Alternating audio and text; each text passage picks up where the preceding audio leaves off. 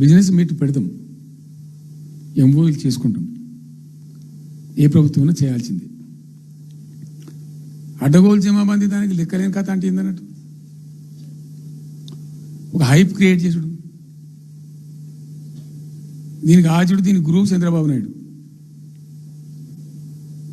చంద్రబాబు నాయుడు చెప్పిన లెక్కల బిజినెస్ వచ్చేది ఉంటే, ఎంఓయూలు సక్సెస్ అయ్యేది ఉంటే ఆంధ్రప్రదేశ్లో ఈపాటికి 20 లక్షల కోట్లు వచ్చి ఉండాలి. ఆయన ఫస్ట్ టైం అలా సీఎం ఉన్నప్పుడు ఆ ఊళ్ళో పెట్టే కదా, వైజాగ్లో, అమరావతిలో కదా, వైజాగ్లో పెట్టిండు. వైజాగ్లో ఎవరు వెళ్ళి ఎంఓయూలు చేసిన వాళ్ళంటే వంట మనుషులు చెప్పిండ్రు.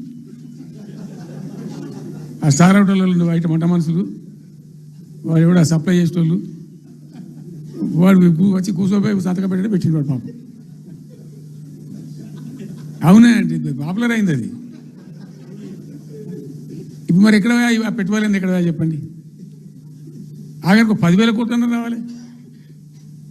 15 లక్షల కోట్లు, 6 లక్షల కోట్లు, 8 లక్షల కోట్లు.